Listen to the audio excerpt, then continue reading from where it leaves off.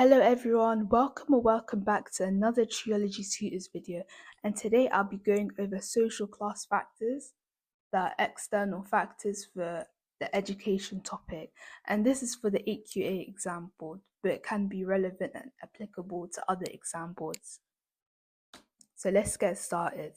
The first factor is language, and a key figure in this topic is Bernstein. The middle-class parents use language that challenges children to evaluate their own understanding, improving their cognitive and intellectual skills, and this was said by Hubstate et al. And how exactly is language impactful on achievement? This is as the elaborated code is required for educational success, and this is said by Bernstein, and it is when pupils are successfully able to articulate themselves in exams as they have enriched vocabulary. However, if they speak in a restricted code with limited vocabulary, they're likely to experience underachievement. Leo Feinstein also claims that highly qualified middle-class parents use language in this way. Burita and Engelman argue that language of the lower class home is deficient, so they're incapable of abstract thinking. Douglas claims working class parents score lower in tests as parents don't read to them. A critique of this is Tronya and Williams. This is as they believe there's a speech hierarchy within the schools. The problem isn't the working class language, but schools' attitudes towards it, and label middle class speech as the highest. The next factor is parents' education. Douglas claims working class parents put less value on education and less ambitious and encouragement towards their child.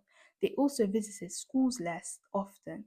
Children's achievement is likely to be lower as no one's telling them to improve.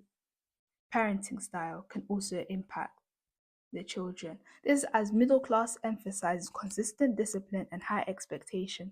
Feinstein argues the working class don't teach discipline properly, unable to learn independence and self-control. Bernstein and Young argue a middle-class mother buys educational toys, books, and activities that stimulate the intellectual development, and this is needed for academic achievement. The next factor is working class subcultures. And what exactly is a subculture? It is a group whose attitudes differ from those of the mainstream culture. And this theory was proposed by Barry Sugarman. He claims there's 4 features of barriers to educational achievement. And the FPIC mnemonic can be used to remember these 4 factors. The first factor is fatalism. This is believing in your fate and there's nothing that you can do to change your status. The next factor is present time orientation, and this is when the working class care more about the present than the future. Immediate gratification. This is seeking pleasure now rather than waiting for rewards in the future and seeking instantaneous rewards.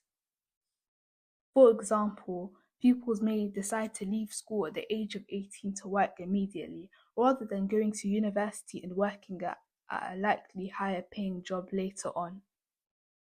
Collectivism. This is when they care more about being as a group rather than individual achievement.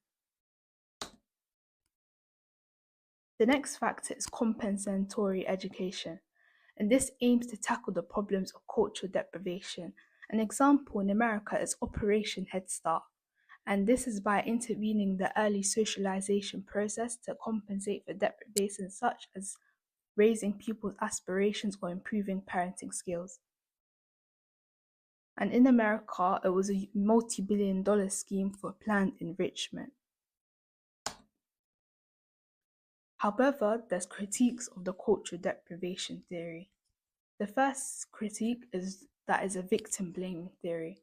This is as it takes a deficient view and acts as if people's failure is their own fault and doesn't take into account the inequalities built around the school. Keddy calls cultural deprivation a myth and sees it also as a victim blaming theory. Labeling can also ultimately lead to underachievement, as pupils labeled culturally deprived internalize these labels and can end up fulfilling them. Parental interests. Working class parents want children to do well, as said by Blackstone and Mortimer, but parents attend parents' evening less due to busy work schedules as it tends to be longer hours. The next factor is material deprivation in terms of housing, diet, and health. As seen in these images below, there is a damp house and there's also an overcrowded house, and these both can lead ultimately to underachievement. This is as overcrowding. Sharing rooms with the younger siblings, which can disrupt pupils' studying schedules or could be a distraction for working class pupils as they tend to live in smaller houses. Housing can also be damp, leading to more absences or illnesses for pupils, so they could be behind in education, also ultimately leading to underachievement. Diet and health. Howard argues young people from poorer homes tend to have lower intakes of vitamins and minerals, so could have a lower energy, resulting in poorer concentration in school, as healthy food tends to be more expensive.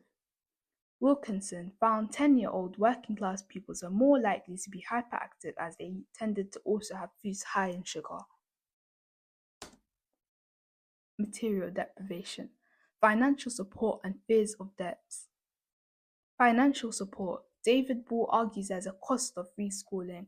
The cost of equipment is a heavy burden on families, and pupils who wear hand-me-downs are likely to be bullied and stigmatized, as they may not be able to afford new uniform. Smith and Noble believe poverty is ultimately a barrier to educational success if pupils cannot afford private tuition, etc. Fear of debt. Pupils can see debts in a negative light, which can actually deter them from applying to university overall and starting work instead, as they saw debts in a negative light. UCAS saw as tuition fees increased, there was a decrease in UK applicants. The next factor is cultural capital, and this was argued by Pierre Bourdieu, as he thought both cultural and material factors contribute to educational achievement, and there was three factors. Economical capital is a capital of regarding money, and this as a middle class tend to work higher paying jobs, so they have loads of money, and because of this can lead to cultural capital as they can go on holiday, read lots of books, and visit theatres, so they have a wide range of knowledge on culture and values. And this can ultimately lead to educational capital such as qualifications for A levels, GCSEs, and university. Like Bernstein, Pierre Bourdieu argues through socialization, children acquire the ability to grasp, analyze, and express abstract ideas. For example, learning books and literature, going on holidays, and learning instruments.